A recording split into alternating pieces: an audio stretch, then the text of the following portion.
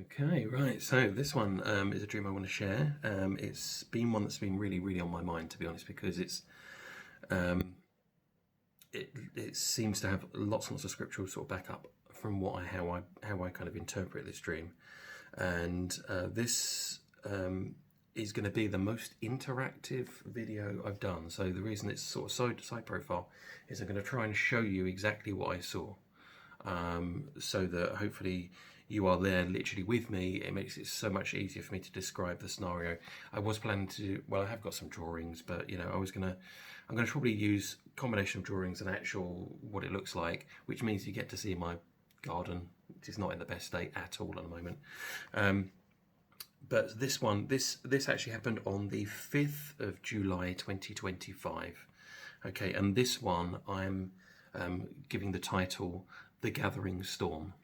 Okay, so you've got a good idea of what this is about. So how this starts is where I'm filming this from. So I'm literally filming this from my dining room table in my kind of dining room sort of area, and this is where I work from. So I put the headset on because it's all part of it. It's all part of the theatrics. So I'm literally working from the spot I'm literally speaking at right now, because then you get my perfectly exactly what I see. Okay, so it's called Gathering Storm.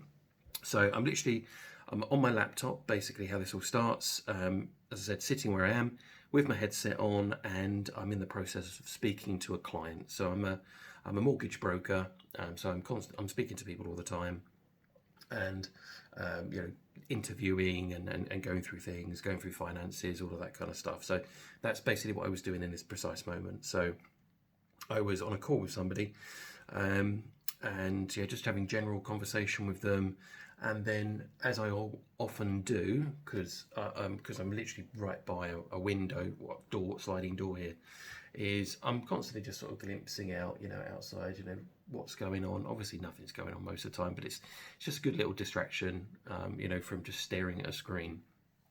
So this is basically what happened. So I'm speaking to them on the phone, on this headset, and I glimpse across my garden, and all the kind of houses and bits and pieces around there, and see something. So I'm going to quickly flip this around, this camera, so you can see from my vantage point exactly what you could see. I was toying with the idea of putting all the doors across, but then it kind of obscures your view a little bit. Unfortunately, the doors we've got, like 1980s doors, they are terrible when they need replacing, but they're completely blown, so they look awful. So apologies for that. But as I said, this is just so you can see what I can see. Okay, so I'm going to flip it around. Okay, so here's, let's say, my laptop, there. So this is the view from literally the seat I'm sitting on right now. Okay, so you can see it's not a very long garden at all. You can see some bread there I've thrown out to the birds. And what I wanted you to see is actually quite a bit off in the distance. So I'm going to zoom in a bit. So you should see there, centre of the picture, you can see the top of some flats there. Okay, so this is the kind of area of the sky that I want you to be sort of focusing on there. So this is my view. So I look across at the out the window, and in that patch of the sky, so roughly where those flats were, probably took up a bit more space than that. So that's that kind of and a half. So I would sort of say, zooming in again, from the start of where the flats are to maybe the end of where you can see the edge of that other one, and you can see the antenna there and the chimney. So it's roughly there is the area of the sky that I'm looking at. And in that patch of sky, going up into the sky, is a big, basically, essentially, it wasn't, I don't think it was a tornado, but it was just I'll say a pillar of cloud. It was a pillar of cloud that was going up, in that kind of area of the sky. So it made up a relatively small amount of the sky, actually, when you look at the whole thing. And I wrote down at the time, maybe 10% of the sky maximum is what it was taking up, probably a little bit less actually. But what was within that pillar, which probably went as far as height wise as to how it looked, was a bit higher than the height of those trees that you can see in the background. So if I sort of go across here, higher, a bit higher than those trees, but obviously it was quite far in the distance. Now in this, within this cloud, it was if you imagine the cloud as it is today, it's perfect. It's overcast. It's a light grey, kind of whitish cloud. That's exactly the sky that it was at the time. Okay, so, but the cloud that was this pillar of cloud that was going up was a dark grey, an angry looking kind of dark grey. And within it, there was loads of flashes of orange lightning that I was seeing. Okay, so I'll flip this back to, right, so back to here. Okay, so then I'm, again, if you imagine me, I'm looking across at this lightning and things going on, which is in this weird isolated part in the sky, which is really odd, because obviously you would expect the rest of the sky to be quite grey if you've got this really dark grey and something going on in this kind of small patch of vertical cloud.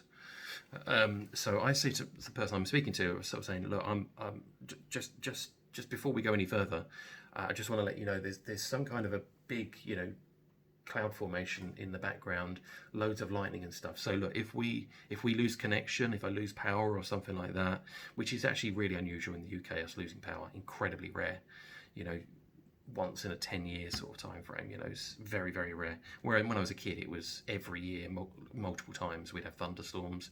We used to have thunderstorms actually a lot more regularly than we do now in recent years.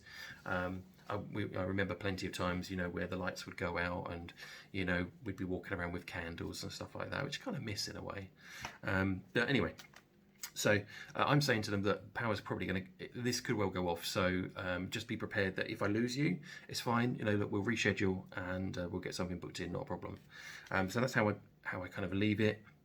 I then, and I'm looking at my screen and I'm talking. I'm not on a video call, by the way. It's just a standard call. I'm talking to them, sort of saying that, updating them in bits and pieces, and I'm kind of looking at my diary, thinking, oh, where can I maybe put this, that sort of thing, and just carrying on the conversation, but not for very long at all, not for very long. And then I glimpse back, and then I look back, and then the sky's completely changed. Now, what you can see there sky-wise, that whole sky, everything you can see is really is now a dark grey cloud.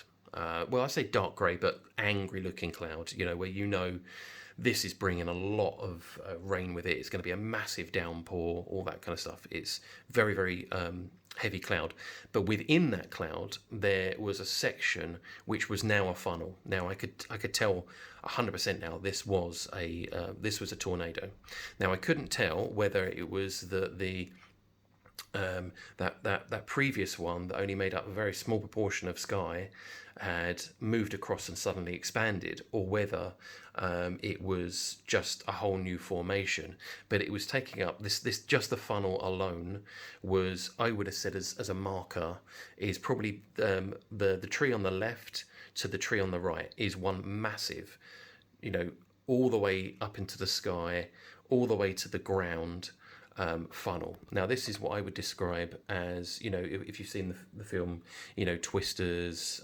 I'm trying to think of some of the other ones, but like a Force 5 kind of tornado. This was massive, and it was very slowly rotating, which obviously you would get with a massive tornado, wouldn't you? Because of the sheer size of it, the kind of ground that's covering. So that's how big it was. It was absolutely huge. I couldn't see any lightning in this one, and I'll explain that as I talk about the meaning. So there wasn't any lightning in this one. It was just a very, very angry storm. Now, what you could also see, and I can't really obviously show here, is if this storm was actually rotating clockwise. Now, I wondered, because I knew 100% it was clockwise, it was rotating, whether that had any kind of significance at all. It actually means that it's in the southern hemisphere, which is nothing in the southern hemisphere, really. Obviously you've got, South America and the bottom parts of Africa and Australia. That's about it. So it's not really much. That is not what I think it was trying to tell me was the location. But again, I'll explain that in a little bit later.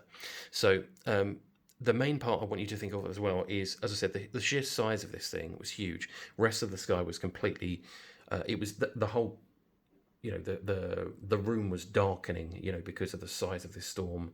It was just blocking out the sun, obviously, because of the amount of cloud cover. And yeah, the bit I want you to think about is the rotation. So as I said, I could see an actual rotation happening, and I could see almost like it was kind of like a dark, like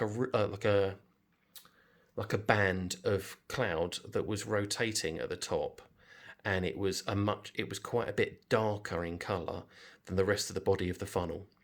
So it was like you could see something rotating it almost. Okay, so if you imagine that as well. Okay, I'm going to flip it back to normal. Right, so and we're back. Right, so I know you even thought about location as well. So we see tons and tons of sunsets over there in the summer. I did look to see where the sun sets, in the summer, that kind of area. I can't even remember. I can't remember. I was looking into seeing whether that was significant at all or not. I don't think that was either. I'm always trying to investigate as much as I possibly can, really, to really get out the true meaning, because there's often surface level meaning. You delve a bit deeper, and then you find more meaning and find more meaning. Okay, so this massive storm's going on, and suddenly I'm kind of like, whoa, I'm panicking. I'm starting to think, right, well, this is huge. I've never seen anything like this. Obviously, I've seen cloud, cover the sky, but I've never seen a tornado. This is the UK. We do not have tornadoes.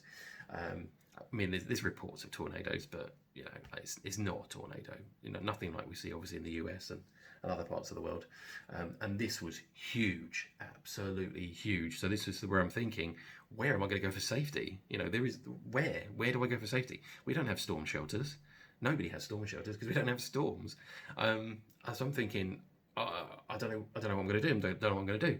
And so I said to the person I'm speaking to, I'm saying, giving them updates, obviously, on what's going on. They're talking away, answering my questions and stuff like that. And I'm like, I'm sorry, I don't mean to interrupt or anything like that. I'm really sorry, but this, that storm I told you about, I don't know what's happened. It has just erupted. It is massive now. So I said, this thing looks like it's going to hit me any moment, and there's no way I'm going to have power. So I'm sort of thinking, right, I've got to kind of wind up this call and get off, and I need to sort of warn people, because there's going to be obviously other people in the house. I got to warn people as to what's going on, and so I say to them, look, I'm gonna get you rescheduled, because I can't carry on this call. I'm really sorry, but we're gonna have to reschedule.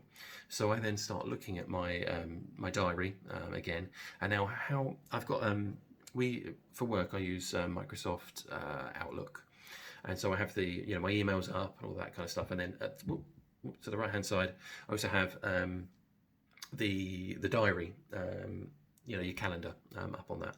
Now on that, you can color code it. Again, anybody who knows that, you can color code it. So I color code all of what I'm doing. So for me, general administration I put in as green. Actual meetings I put in as blue. Any time that's just nothing's booked will just be white. That's the background color. And then I use red for something. I actually use it for my Bible meetings, which I have on Mondays, just so I book out time in my diary, so I'm not tempted to go and book over a certain time frame, which is going to compromise my ability to actually get to the Bible meeting, because it's a little bit of a drive to get there. So I block that out as and use red for either problems where I've kind of wasted time. I've had my computer systems busted and I've lost loads of time. I'll put that in as just red, as just kind of downtime, essentially downtime. Or, as I said, if there's an event coming up that I want to make sure that I've got time set aside for it, that kind of thing, prepared for it, that sort of thing. Okay, so that's how that's used. And so I make a mental note of that during the dream, and I'm looking for where I can put this meeting in. And realistically, I'm thinking, look, am I really going to be putting this in for today now? Because I could see that there wasn't a huge amount of the day really left. This was maybe a conversation that, again, I would imagine, based on how many hours I had left in the diary and stuff, was maybe about midday, something like that. But again, I don't think that's relevant.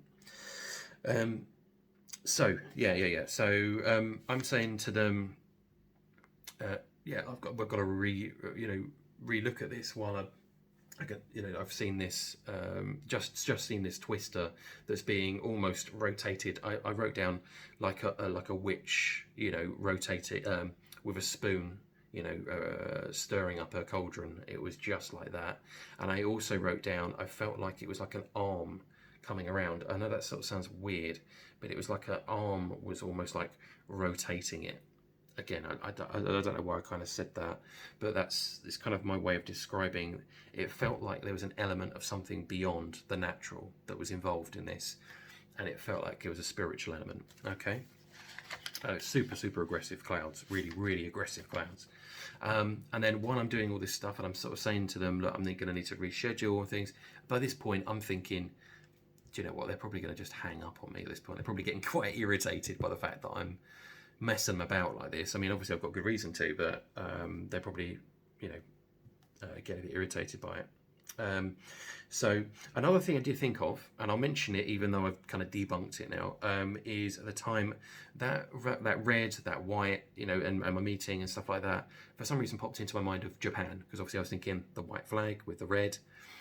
Also because it was red and it was quite dominating my diary. I was also thinking China, thinking USSR. Now I know that doesn't make sense just looking at diary, but it was like the color red was really, really sticking out to me, because that happens one time on a Monday only, and I rarely put red in my diary, very, very rarely. So it did stick out and made me think. And as I said, I kind of woke up thinking of countries is what I was thinking of. And again, I'll go into a bit more detail about that. Apologies, this is going to be a bit of a longer video because there's just such a huge amount of elements to this. I'm going to be putting scripture in and all of that kind of stuff. So this hopefully makes a lot more sense, but this will develop.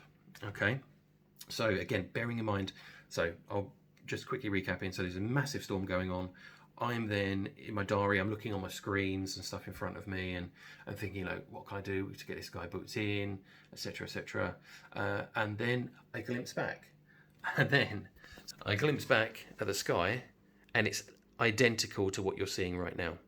So it's gone from absolute raging storm kind of thing that's going to fold my house like a cardboard box down, to just overcast. But what I do want to say at the same time is, and I was kind of relieved, I was like, oh, okay, all right, so it looks like nothing's going on. I don't know what's happened here.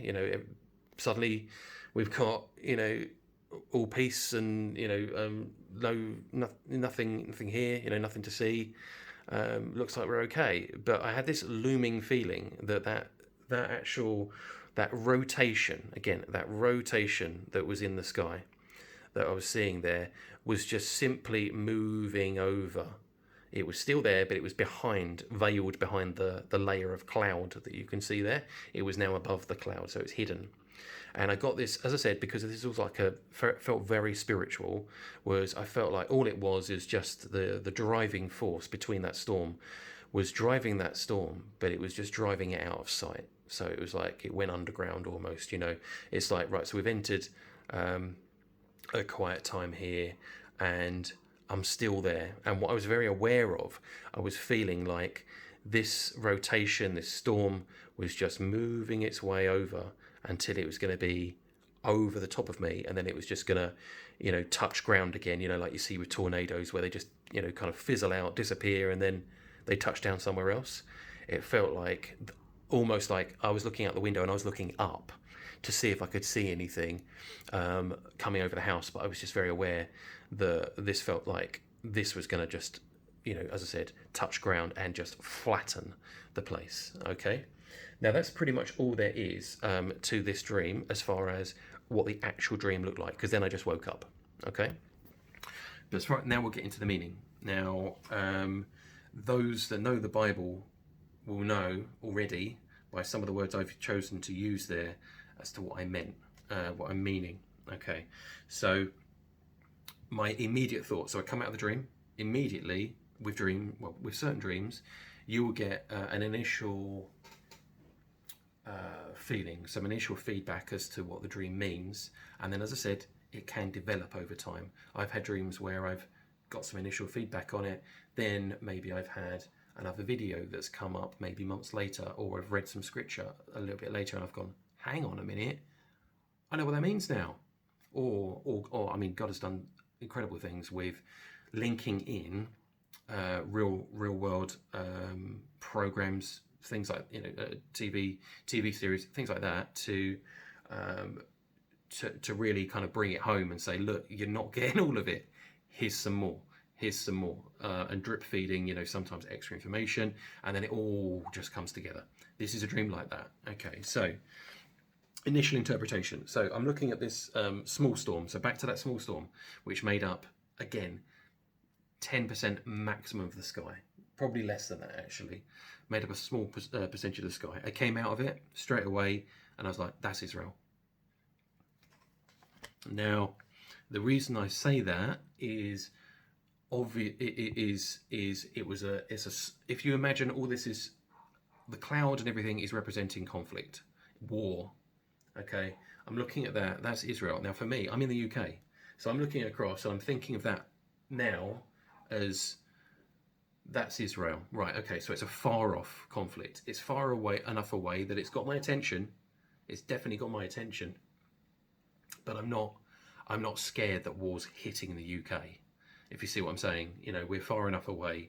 There's a big enough, there's enough countries in between us that I'm not concerned that it's at this point hitting the UK.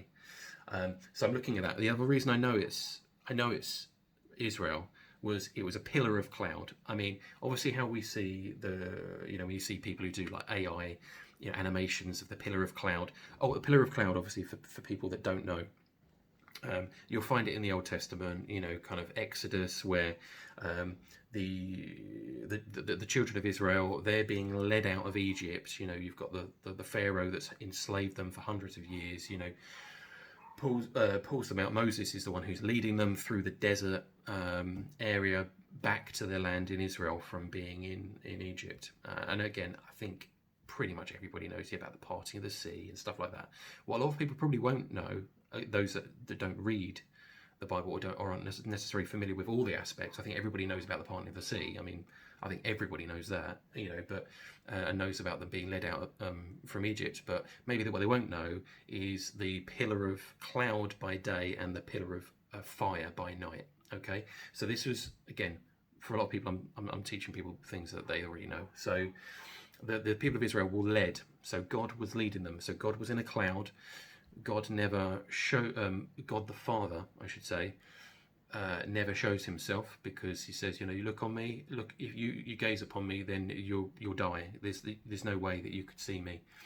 And there's a bit where Moses pleads with him and says, I want to meet you, I want to see you, and he's on the top of the mountain where he's going to get the 10 Commandments, and God says, look, I'm gonna cover your face, and you're just going to see the back of me, because that's all you can see. Okay, so that's the kind of context there.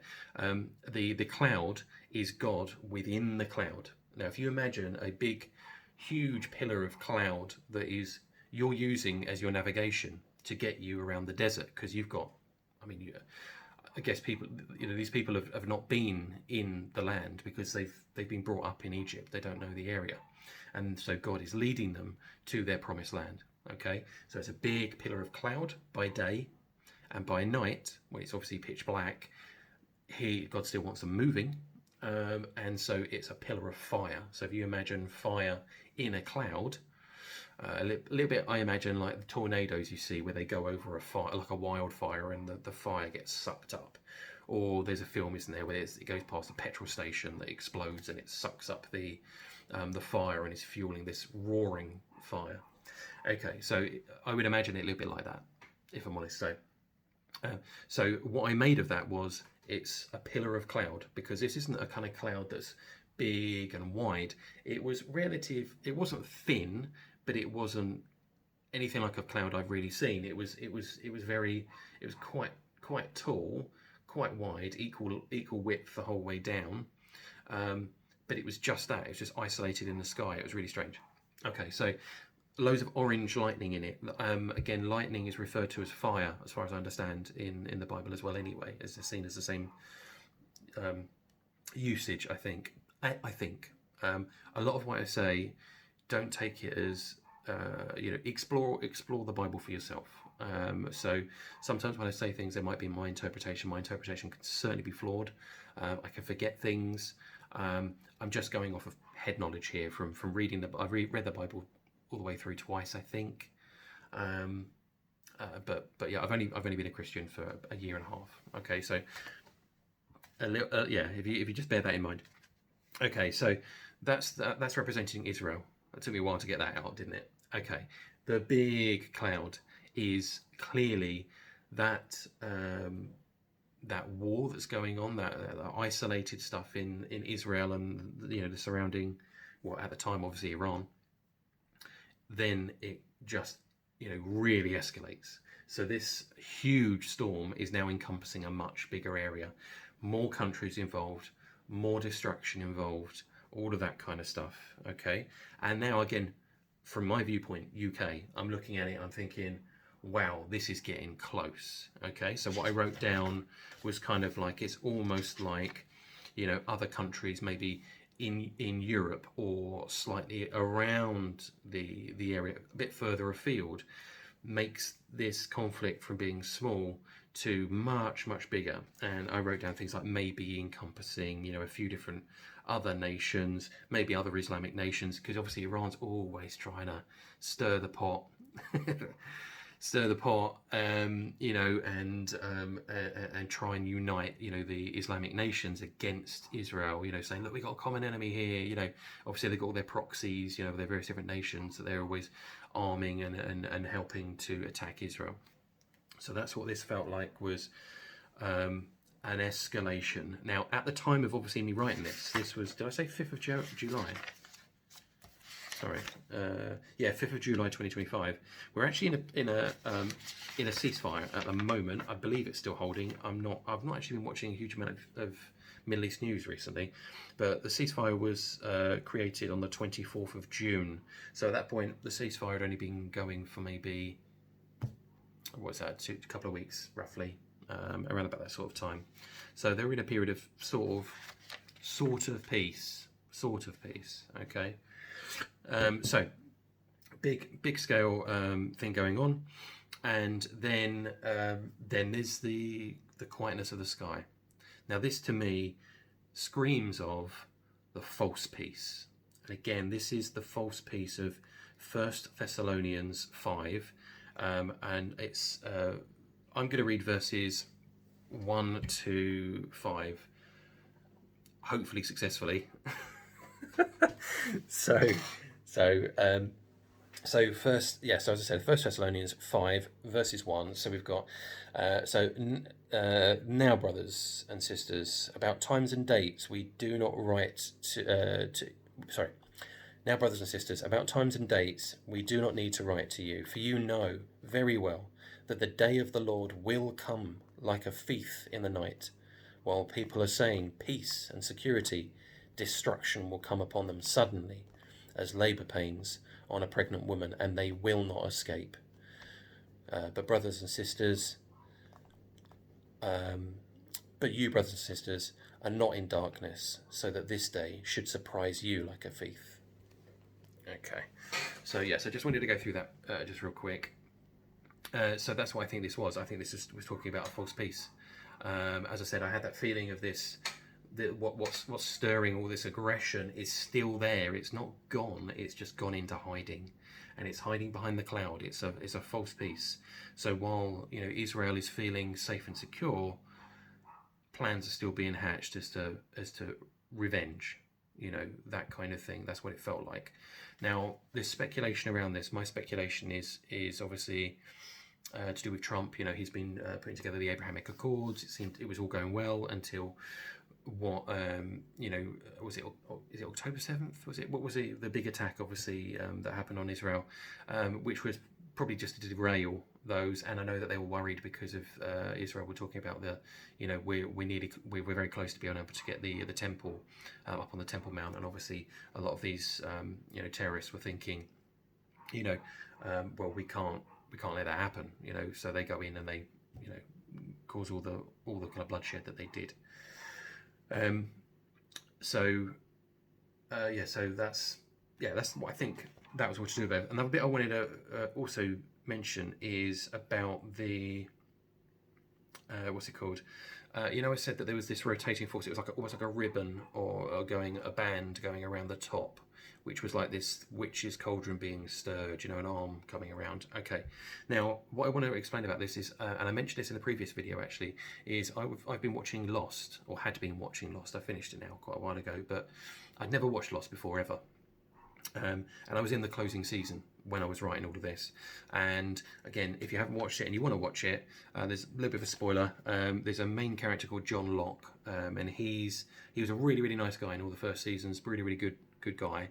But he ends up dying at some point, I believe, and he gets inhabited by a spirit of the island. Okay, so you'd seen this spirit at various times where it had just been making all these weird noises in the jungle. It had just attacked people, you know, killed people, all that kind of stuff. Now, what you find out towards the end is that this, as I said, this black smoke is inhabiting John Locke. Okay, you know, you'll never see the two in the same place at the same time because if he is the black smoker, they find that out really late.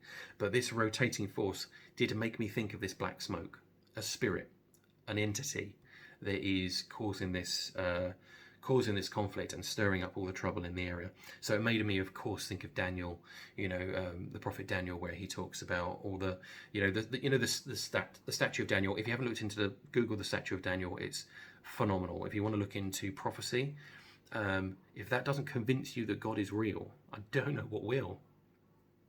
It completely floored me. So at the time of Daniel writing it, he's been taken away by the Babylonians, hasn't he? So what the statue of Daniel is the Babylonians. Then you've got the Persians. Then you've got the Greeks. Then you've got the Romans, and then you've got a mixture of Rome and something else. There's a lot of it's to do with the materials they're made of, and at the point of writing it, as I said, you know, Daniel was there for both the Babylonian exile, where all the people of, you know, a lot of the people of Israel were taken out of Israel and taken across to Babylon. Then the Persians came in and they took over the same area, and they did the same thing. But the Persian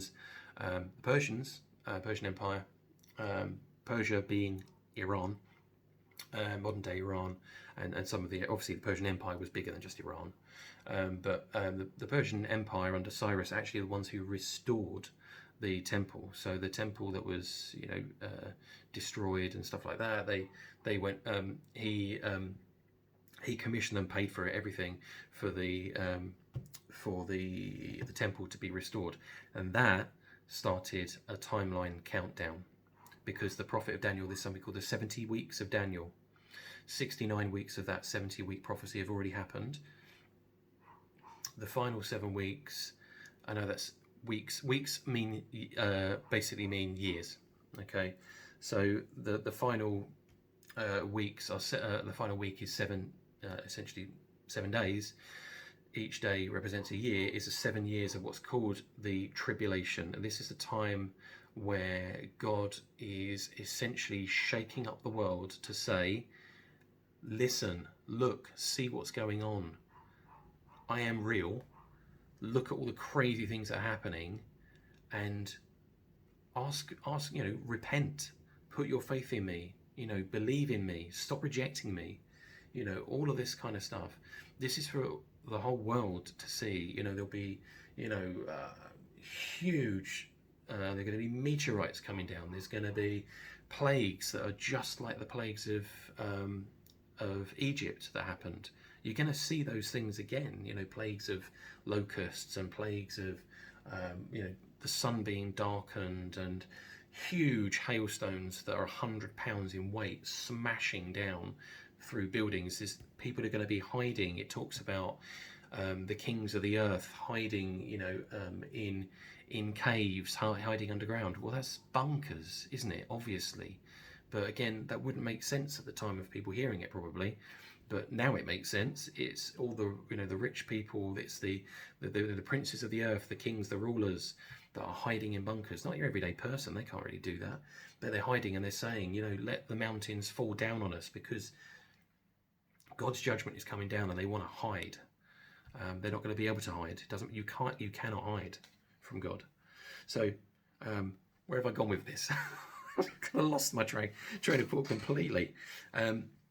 Yeah. So black smoke, etc., etc., etc. Yes. So then I want to go into a bit more detail of further revelation that came through to me. Now, and I'm going to quickly show you. I'm just going to quickly show you some pictures. I did do some pictures as well. Sorry, I know this is really dragging on, but this is one that is so worthwhile, I think, spending the time. So as you saw me showing you the picture, of out here, you've got that little patch that I mentioned. This is how I kind of drew it at the time.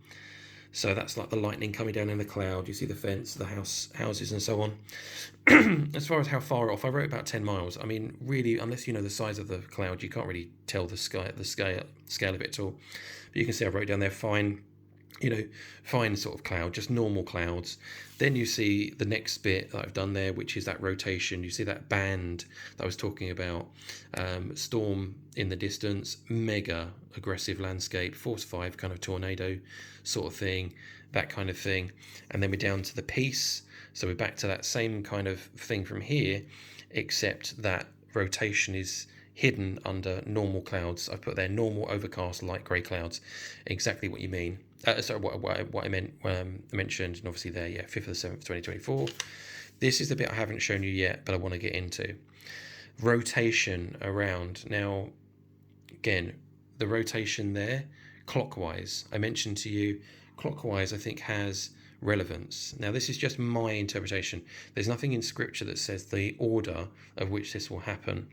Okay, so you've got little Israel there, and if you look at Turkey, let's say it's rotating, circling around, they're completely at the moment encircled by enemies. Really, Turkey's not officially an enemy, but it's certainly not a friend either. Okay, so above Israel there, you've got sort of Syria there, you've got Turkey there to the left, upper there. You've actually got Russia over there as well, who are not really friend of Israel at all, because they've been arming their enemies. You've got obviously Iran there, you've got Sudan there as well. Obviously you've got China and North Korea, but I'm not really including them in this. Now, this, for anybody that knows anything to do with future events, will then start to click for them. Okay, so that back again.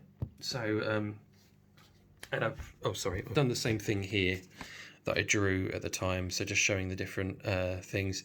You'll see a little shout out there you go, Cloud9 Blessings. Now that's a YouTube channel that I watch quite a lot, actually, and I'm planning actually to send this one to them as well. So actually on the 29th of July 2025, or is that when I wrote it? It might be the 30th actually. But I literally watched this video just as it came out. It's titled, I think, Jesus is Coming, and it's a rapture dream. I can't remember the person who did it, but they talked about a massive, huge tornado and stuff like that. And I was like, wow. So you're seeing the same thing I'm seeing pretty much at the same sort of time. Obviously, no idea when they actually saw it. They didn't say when they saw it, I don't think. Obviously, mine was the 5th of July, but I was watching theirs on the 29th. But what I want to explain in a very small amount of detail is this. Ezekiel 38. Okay, now, again, people who are interested in future events, this has not happened yet as far as most people are concerned, but I had a quick look into this on the 19th of the 7th. This is when this kind of extra revelation was kind of coming to me, because I saw something and it was telling me about all the nations that go against Israel. You'll have there, as you can see, the old names of what these nations were called. So as I already mentioned, Persia is Iran. I mean, it was Persia until, was it the 1970s, and then they changed names to Iran. So that's a very, very recent one. But you can see there you've got Magog, which is Russia. You've got Meshech, Tubal, Rosh. They're all Russia to some extent. I mean, it depends on how big you think you use Russia. If you're using like USSR, which again goes back to the color red I mentioned on my planner, Then you've got all the stands, like Turkmenistan, Afghanistan, and stands. All of those kind of stands areas, former USSR ones. And if you look up a USSR map, then it does encompass obviously a much bigger area. I had no idea. I mean, obviously I lived through it. I was born in the 80s. I had no idea of the how big the USSR was. It was huge, absolutely huge. You've got Sudan, Libya. So Libya, again, I didn't put that on my other map, but Libya is down on the kind of north coast of Africa. Sudan is kind of below Egypt sort of area.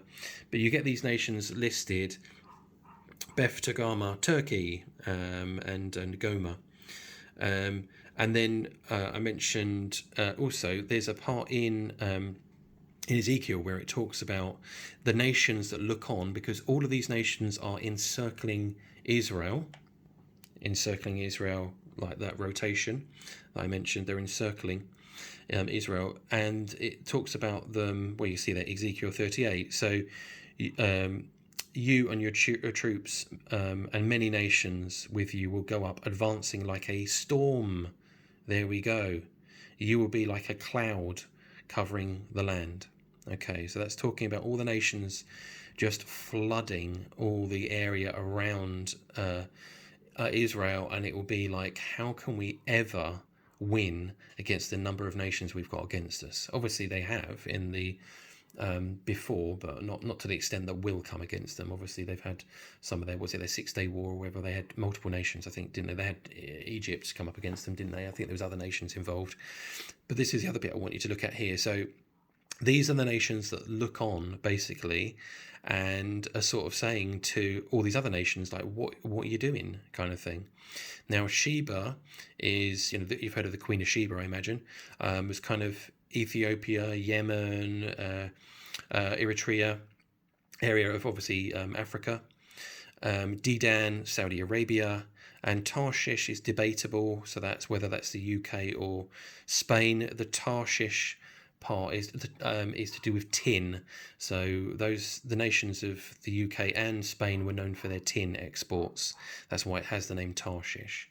Again, there's debates over that as to whether that's the UK or Spain, and they're both convincing arguments. People are talking about Spain as being the furthest point because of Jonah. The Jonah in the whale. He goes to. I'm just going to flip. What's it called?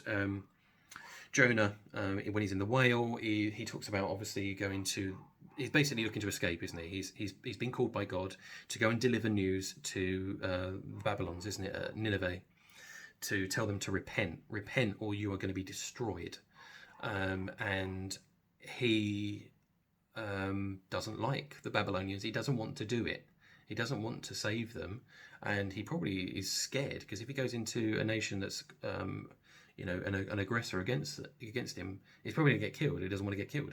Again, probably I'm going, inferring a bit, maybe a bit too much, but so he gets in a boat and he decides to go as far away as he possibly can go, which would be, if you're looking at Europe or the world, the known world, because obviously the US and everything was not really the known world at that time, is the Spain. The UK is just about as far away as you can get before you hit open ocean. So it's one of those, I imagine, that he's going to. I had favoured the UK. Maybe I'm a bit biased, purely because I heard people saying that it was because there's certain scriptures where Tarshish is also mentioned, and it actually matches up better with the UK than it does with Spain. It's Tarshish that's instrumental in Israel becoming a nation. The British Empire was involved in that, but apparently, again, I don't know my history. Apparently, we were actually causing loads of problems of Israel becoming a nation. I thought that we helped from other things I've heard, so that's where I'm kind of quite conflicted. But whether Spain was involved to a great degree, I don't know. But again, as I said, I've heard differing opinions. And it's not overly relevant, but these nations are kind of looking on, sort of saying, what are you doing? And unless I'm getting mixed up with, there's another one, isn't there, that's Psalm 83. Psalm 83, I think, is another conflict, which is a war yet to happen with different scenarios. One is a war that is all about just destroying, absolutely destroying, wiping Israel off the map. And another conflict is about them nations going into, it says, there's the nations that kind of call on and say, why are you attacking them? What are you attacking them for? Is it for spoil? So it's like there's loads of riches, of some sort, whether that's natural resources, gold. Obviously, if they're building the temple, I even think in my mind, if, again, this is just pure speculation on my part, is that Israel have sort of said that they have got the Ark of the Covenant. Can you imagine if they did have that and they brought that out for their temple? All the gold and all that kind of stuff. Maybe that is a reason to invade that country. Maybe they don't need a great deal of reasons to. But I also think that might be the second war that happens or something like that. And there's been some speculation that the reason that there's so much in the way of spoil is because of all these masses of nations would come up against Israel, and Israel's going to defeat them all. Despite the odds, they're going to defeat all these nations. So so as far as the spoil, well, they would have taken the spoil because all these nations went against them. So maybe they're made incredibly rich because all these nations that came against them, and they just take everything that they're fully, rightfully able to do, and that these other nations are coming to get that stuff back, maybe. Again, all speculation on my part. So, as I said, I just wanted to make sure that you had Ezekiel in there, and I'm pretty convinced that that's what it's to do with, personally. As I said, the red in my diary, I think potentially is pointing to the Soviet Union, because that covers a vast amount of this area that we're talking about, which will be the nations that come up against them. Obviously, feel free, to pray on this. If you think this is correct, or if you think it's not, it's another beautiful way in which God shows how He can illustrate things. I'm convinced that it is to do with Ezekiel, but these storms and stuff like that, I think it's phenomenal. The way I feel so incredibly privileged, to be honest, to and humbled for the sorts of dreams that I get sometimes. Sometimes they're just amazing, and this one was, as I said, when that revelation of Ezekiel 38 came in from watching another video and watching that Cloud9 blessing one, it just blew me away, completely blew me away. And I was like, yes, that's exactly what this is talking about. And obviously we're right in that conflict right now, so it's perfect timing for this kind of dream to be released to not just me, obviously others who are seeing things. They may have different interpretations. I'm not sure if there was an interpretation for that Cloud9 blessings one, but I would suggest obviously looking that one up. It's a phenomenal one to go to for daily content of dreams similar to mine, these kind of things. I'm looking to submit quite a few different ones. I'm building up really a kind of back catalogue of lots of different videos. I'm up to about 25 now, so I've sent a couple across there to do with raptures. I've had I've had 3 notable rapture dreams, another 2 or 3 maybe that are less traditional raptures. So I haven't actually submitted those ones, but give that a look. So, as far as what I would suggest, so hopefully this video gets to you before anything does really escalate. My opinion is that we could still be here for some of these conflicts. There's debate over whether the church will still be here to see these conflicts or not. I don't know. Maybe not. Maybe we won't be here. Maybe we'll be raptured. Again, look into that. What the rapture means. It's literally it's all over the place in the Bible. The word rapture is rapturo, which is the Latin. Harpazo is the Greek of what that is. So, a load of people say, "Oh, rapture isn't written in anywhere in the Bible." Well, no, not if you're looking for a Latin word in an English Bible. No, it won't be. Obviously, if you look for a Spanish word in an English Bible, you're not going to find it, are you? No, it's how we English speaking have adapted rapturo to rapture. That's what the word that we use. Okay. Anyway, sorry, I'm droning on. This is a long video. This is by far the longest video. Thank you if you've got this far. As I said, please do. I would have said, if you're not a Christian at this point, please do pray to God, the God of Israel, Isaac, Jacob. That is the Israel God. There are other gods. Well, there aren't any gods out there, true gods. He is the one and only God, Father, Son, and Holy Spirit. Yeah. Direct your prayers towards him and ask for confirmation. Ask for, as I said, if you're not Christian, ask God to present himself to you, to come to you in a dream, to show himself in some spectacular way. You quite often will get that. You have to make sure that when you're directing prayers, you are directing prayers to the right person. You're asking for, you end your prayers with, in Jesus' name. If you are just saying, God, tell me this, well, there's plenty of different religions that have God in inverted commas. Theirs is going into thin air. If you're directing it to God, it's like a I would say like a letter that's got an address on it. If you give it an address, it's going to go to the right person. If you don't put an address on there, it's not going anywhere. You're just speaking into the air.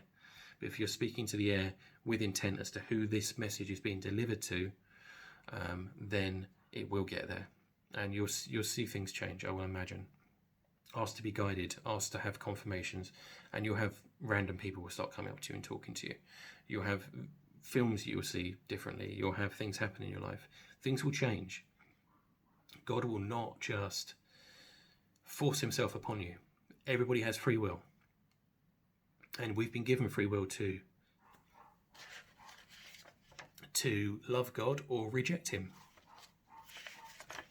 And obviously you're free to reject him, but then that means that you will not be God will respect your decision, and you just won't be in heaven. That's where he lives. And so if you don't want to be with him, then you won't. Unfortunately, there's a place for you.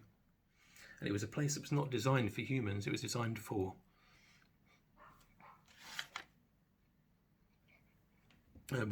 angels that rebelled against God. And unfortunately, those that rebel go to the same place. And if you don't have God, you don't have a faith and a belief, then you'll go to the same place. And that's going to be like a prison where the guards are fallen angels, demons that will be running the place. I mean, it's God's place. Don't ever think that Satan rules hell. He doesn't. He's a prisoner. He's going to be a prisoner there. He's not going to be running it. It talks about how people. I can't remember where it says it in the Bible, but it talks about how there's people who say, "Is this him? Is this the guy? Is this the guy that the raged against the nations? Is this the guy?" Because Satan is, he's a fallen angel, and obviously he's a powerful being, of course. But when people see him in hell, they'll think they're expecting some massive entity, I guess, this huge imposing thing, and they'll be going, "Is this the guy? Is this really the guy that we've all been afraid of and stuff like that?" Yeah, that's going to be the guy. So, as I said, you do not want to be there. And I pray that anybody who is hearing this calls out, specifically asks for forgiveness. Is it if you call out to God and specifically say, "Look, I understand. I've done things wrong. I've sinned. Look, I'm not perfect. I have gossiped about people. Yeah, I have looked at people in lust. I have put idolized money and my work. I've done all these things that I shouldn't have done. I've done all these things that I really shouldn't have done. I want your forgiveness. Please forgive me." And then God will forgive you. You just have to proclaim it with your mouth. You have to believe it in your heart that Jesus died for your sins. So everything you've done wrong, past, present, and future, that's all paid for. It's a free gift. You just need to claim it. So you, as I said, you, as long as you proclaim, speak it out loud, I believe that, I would, that Jesus died on the cross, that he was raised by God, that, because he had no sins, he was perfect. He paid for my sin in hell. He's paid for everything I've done. And he was raised from the dead because God saw him in hell. That he was somebody who's never sinned. You're in the wrong place. So he brought him out of hell. But he was in hell at the time paying for our sin, paying for all the things that you've done wrong. And that he was raised, he was witnessed by huge amounts of people. Obviously, people talk about, the disciples, but over 40 days after he had risen, he was appearing to all the people that had believed in him anyway. Paul says, he had appeared to about 500 people. There was a huge amount of witnesses. Why do you think Christianity has grown in the way it's grown? And, it's all about belief. You say these things out loud and you believe. You're only going to believe if God the Father is calling you. God the Father calls you.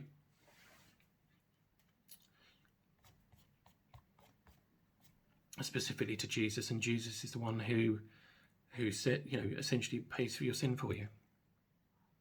So please do that today, and you will see changes if you mean it. It doesn't mean it's going to immediately happen. If you mean it, you will see changes that you are not in control of. I'll do a testimony sometime, but I changed phenomenally almost overnight. In the course of about a week, I was sending text messages to my mum saying, I don't understand what's going on. All my desires have changed, my thoughts have changed, everything is changing, and I'm not in control of it. I'm not trying to do any of it, it's just happening. I'm going to get teary. I always get teary. So hopefully this is helpful. This is by far the longest video. I apologise for the length, and obviously all these extra bits and pieces I've tagged on at the end, but hopefully it was helpful and useful to somebody. As I said, please, if you haven't already, please do put your faith in Jesus and be saved. That's my parting message. Okay. Future ones will be more cheery. I'm going to do another one with the time I've got left before I've got to start work. I'll see you again soon.